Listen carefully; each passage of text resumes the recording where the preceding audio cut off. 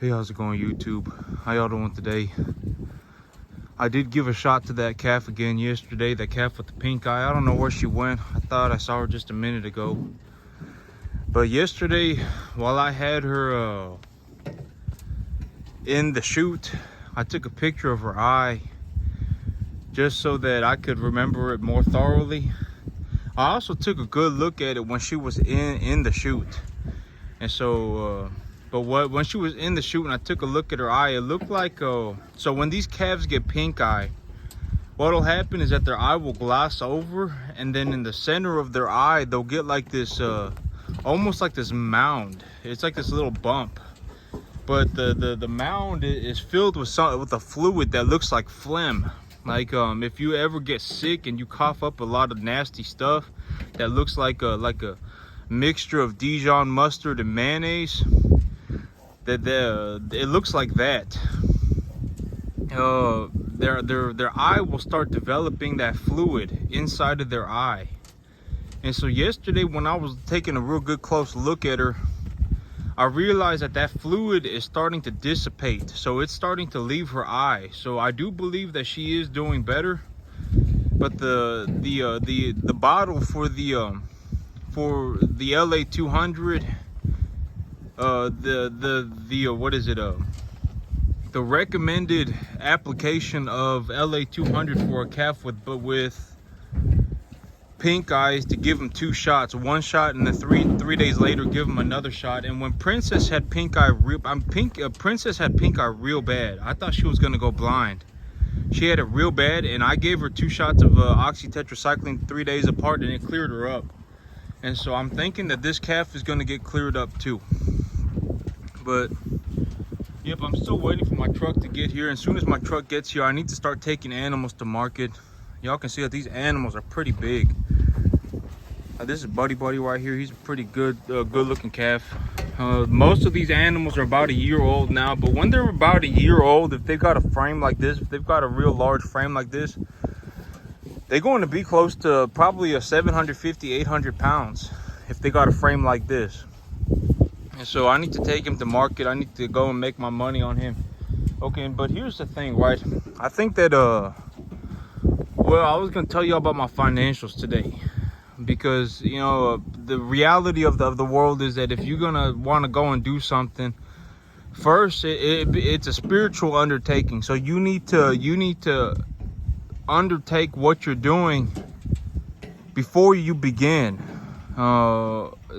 It isn't just like I walk around doing nothing and then one day I get to wake up on a farm. It's not like that. And I'll tell y'all what happened to me.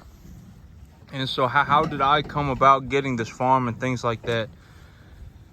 And so, okay, so like me, when I went to the bank, right, and I took a loan for $500,000, and the bank said, you know, you're gonna owe us like $2,300. It wasn't quite $500,000. It was about 400, and it was about 400, maybe about 400 grand. And so when I went to the bank and I took the loan for $400,000, a portion of that is also in 0% loan that I used to finance these cattle, and a portion of that is also for the truck that I got from the, and I didn't get all my money from the bank. But there's a lot of things that went on with it. But let's say like me, right? Let's say I go to the bank and I say, hey, I'd like a loan for $250,000. Well, that banker's gonna look me over, right? They're gonna look me over, and they're gonna ask for my paperwork and everything, and everything's got to clear up, or everything's got to check out, and then they'll give me the loan. But here's the thing about taking a loan from the bank, right? Let's say I take a loan from the bank, and I take a loan for, let's say, $250,000. And back when I took loans to purchase land, the interest rate was 3.75% on a 30-year loan. Right now, the interest rate is probably, I think, from my understanding, is closer to 6.5. So the interest rate went skyrocketing. But you know, but the paperwork, the loan that I got, the $250,000 loan that I got, I owe $1,200 a month for on a 30-year finance. And so, you know, the big thing that I had to overcome to get to the point where I took that loan was I had to sit there and life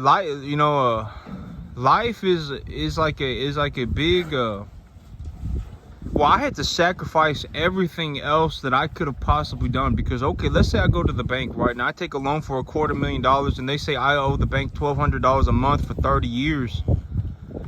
I have to pay the bank back. You know, I owe the bank money, but it's not optional. I have to give the bank the $1,200 a month for 30 years, or they're gonna come after me, right?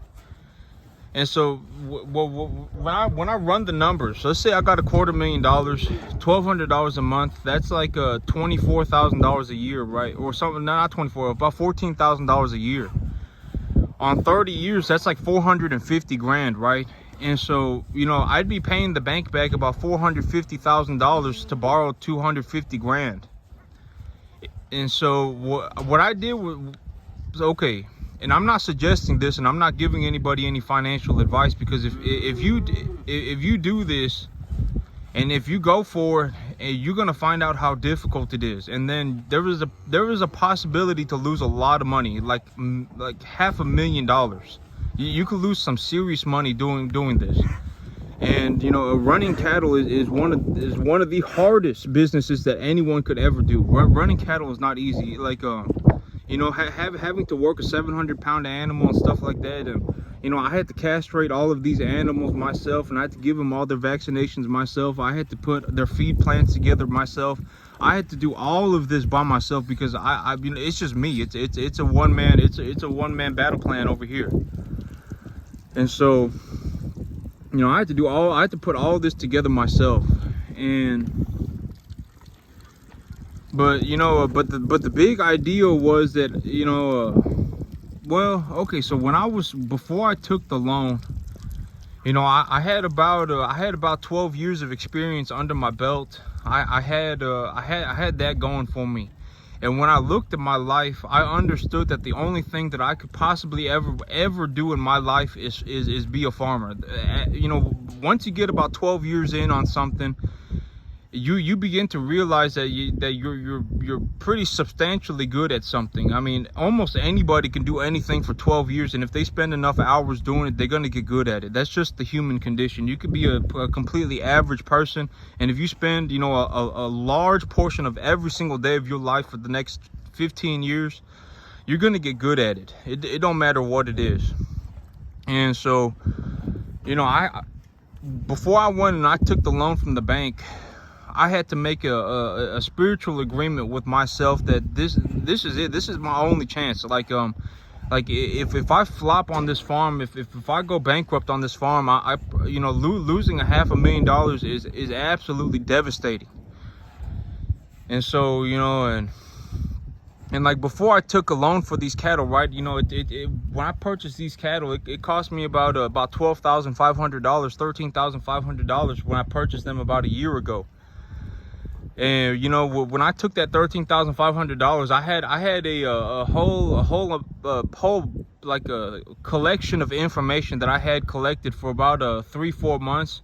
And I realized that if I ran these cattle at the numbers that I had collected, the information that I had collected, and then I put a financial number to it, if I had budgeted it, there was a possibility if things went horribly wrong, that if I took a $12,000 loan, I could lose $2,000. But you know, the thing is that me, I don't personally really care about the money. I'm not going to give up on my dream because I could lose $2 grand. You know, if there was a potential for me to lose like $10,000 and stuff like that, if I could end up losing 90% of the money, I should probably get a little bit better at what I'm doing, right? And so, you know, but like right now, when I look at everything going on, and I have to, and I'm about to take another financial undertaking, and I have to go to the bank and get a $60,000 loan. Here's the reality of my situation, is that if I don't take the $60,000 loan, I'm gonna owe the government about 15,000 in taxes. So either I risk losing $15,000 raising $60,000 worth of cattle, or I pay the government the 15 grand. So either way, it's not like I get to keep the money. I don't get to keep the money. That's the big thing about saving, is that I don't get to keep the money.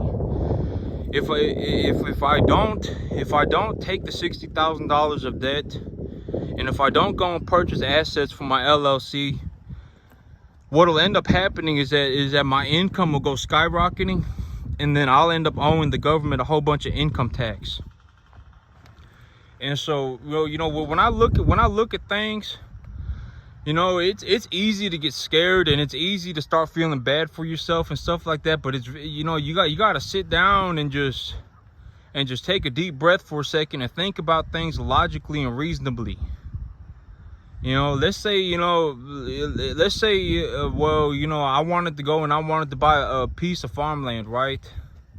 Well, if you're absolutely sure that you're willing to spend the next 30 years of your life do or die trying, and you're gonna have to owe the bank $1,200 a month, you can go and buy yourself some good farmland for a good 10 acres of farmland, maybe even 20 acres for $1,200 a month. But the thing is that you're gonna have to wake up every day for the next 30 years of your life and go and be a farmer, and you're gonna have to find a way to make some money, and that's the hard part. Finding the person who has the drive to do things, that's the hard part. The money's easy. I can go to the bank right now and I can get a $60,000 loan in 10 minutes. And so the money is very, very easy compared to actually doing the work. The work is the hard part. Being the person that is actually capable of doing the work, that's the hard part. And so that's the thing that people need to figure out, is how to do the work. And, you know, and me, honestly, like, you know, like me, it cost me about, if I were going to farm this 10 acres, it would cost me about $500 a month, about $350 a month to farm 10 acres. But if I can't farm 1 acre with $50, I'm not magically going to be able to farm 10 acres with $500.